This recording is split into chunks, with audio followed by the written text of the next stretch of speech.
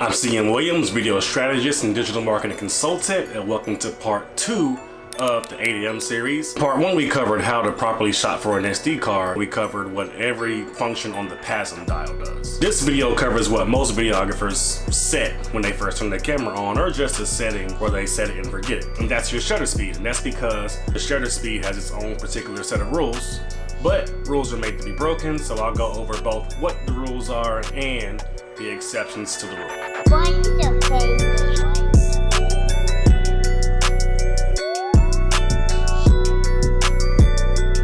Now, before we get into shutter speed, this will actually make a lot more sense if we talk about what frames per second is first, so let's get into that.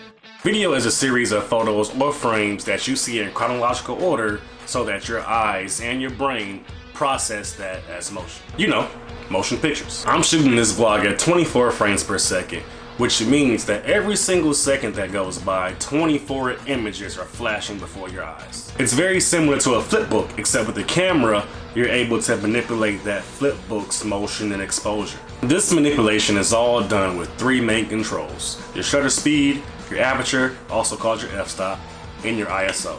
And those 3 settings together make your exposure triangle. The exposure triangle will take up 2 of 5 of this 8am video series. This is what motion looks like when there are 24 images squeezed into 1 second, with the shutter speed of 1/50, 1/50th of a second. Yes, I am very much a fan of the cinematic standard.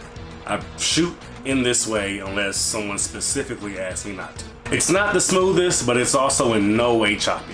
And when you add more frames per second, let's say you move your camera to a 30 or a 60 frames per second, that increases the amount of smoothness and motion in your image. And the reason that is because you are literally squeezing more images into that second, which consequently means your file sizes will be bigger if you shoot at higher frame rates. Although 24 frames per second is a cinematic standard and happens to be my preference on how I shoot my vlog, there are vloggers that shoot in 30 frames per second for a bit of additional smoothness, and 30 frames per second is also a favorite among webcams. Television and sports are also shot in 30 frames per second to add a bit more smoothness, to add more realism to the show or to the program. Yes, frame rate is used to make things look smooth or unsmooth or choppy, but within the filmmaker and videographer community, typically if you're shooting at a higher frame rate, it means that you want to export that footage in slow motion. So let's talk about that. Whenever a videographer purposely shoots in 60, 120, or 240 frames per second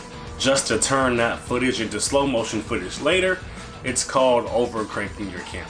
And so the reason for this is, as you read, overcranking is when you achieve slow motion by slowing down the footage. So the more footage you have within a second, the smoother you can make your slow motion. So if you try to stretch out 24 frames per second, it'll look choppy because it's just 24 images.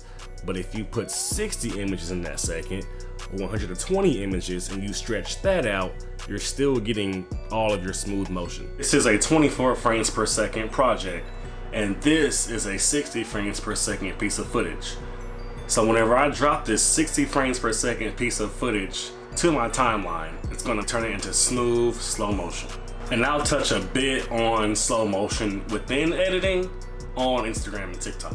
Recap frames per second is the amount of pictures that you're seeing go by in 1 second. Very similar to if you were able to turn a flip book 24 pages in 1 second. And with this video being in 24 frames per second, it's as if someone took a flip book and they were able to flip 24 of those pages within 1 second.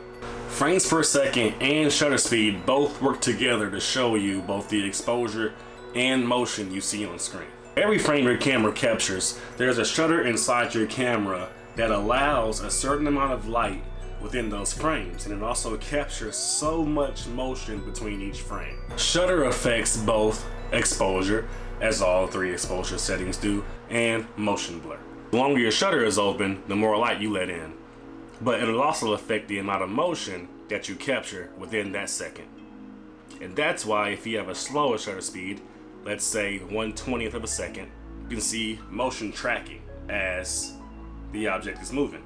On 1/2000th, there is a lot more of a crisp effect. It catches what's truly happening within the moment. There is not enough time between frames for the shutter to catch any further motion. There is amounts of motion blur that are just natural to the eyes. Too fast of a shutter speed kind of cuts out the natural motion blur that will transition you to the next frame from the last. Faster speeds reduce motion blur, and slower shutter speeds increase motion blur. So with shutter speed, there was some rules that were determined that sort of provide you a sweet spot between the shutter speed and your aperture. These rules are called the 180-degree rule, and they go as follows. When shooting at 24 frames per second, you want to shoot at a shutter speed of 1/48 or 1/50, since many cameras actually don't have the 1/48 option, but 1/50 is close enough. At 30 frames per second, you want to be shooting at a shutter speed of 1/60. At 60 frames per second, you're shooting at a shutter speed of 1/120, and at 120 frames per second, you're shooting at 1/240. Sorry to spit so many numbers at you. And I'm sure you spotted the math. There is also a bit of history that goes into why it's called the 180-degree rule, and that's some history that I'll also touch on over on Instagram. But we'll keep this video focused and streamlined. A lot of people break these rules simply because they don't know they exist. Now, this rule is not biblical. The reason it is this way is because it just became the way people were used to seeing movies. There wasn't really any real sit-down meeting to make this rule. It's just people got used to seeing movies in this way, and if it wasn't shot in that way, it looked off. But as a videographer, filmmaker, you have the freedom to shoot in whatever settings you want, because it is your art, and art is subjective. And so I'm gonna go over several ways that filmmakers have changed their shutter speeds to create a certain effect to tell their story best on camera. And so when you shoot at a super slow shutter speed, meaning more motion, it's also called dragging your shutter. And people use this for a lot of trippy shots, flashback shots, just disorientating shots, and long exposure shots that show streaks of light. Fast shutter speeds are commonly used in action movies because they add a certain hyper-realism or sharpness to that scene. The lack of motion blur gives the shot a more uneasy effect, and it really highlights the action. You can see things like debris and blood flying around more clearly when watching action films because they shoot at faster shutter speeds. That you're not catching the motion blur of the dirt flying, but you are getting to see like individual grains and individual splatters of blood coming at you. Sort of this hyper real 3D-like effect. If you're shooting in super slow motion, you can get away with adjusting your shutter speed pretty much however you like to get the best exposure. In super slow-mo, there's such a lack of motion that you manipulating the motion doesn't really change how you perceive the footage. That makes sense? The reason to shoot in a fast shutter speed is because if you're running around the event with your camera, your client may ask you, or you may want to turn some of your footage into pictures. A lot of people save money by just having their videographer pull stills from the footage they already shot. This is sometimes an issue with beginners because they're taught to shoot in 1/50th shutter speed, and they're running around shooting in 1/50th shutter speed. But then when they go into the software to try to pause a moment and get a picture, there's like an arm moving because they shot in 1/50th of a second. But if you run and gun and you shoot footage that still looks good at a higher shutter frame rate, speed, whatever you go into your editing software and you pause at a place you want to snap a shot at, you will actually get a picture that's useful and something you might be able to edit into something that looks like a genuine picture, not something that was taken off of video footage. Yeah, the only ways to really capture a still with a 1/50th shutter is if everything is literally super still for 1/50th of a second, right? Well, you don't have to worry about that if you just shoot a higher frame rate. If you want to shoot and turn that footage into stills. In short, capturing less motion in the first place makes for a more useful still shot of your video footage. Alright, so that's it for this one. In the next video, we're gonna see how these two settings work together with your ISO and your aperture. If you have any further questions, please write them in the comments.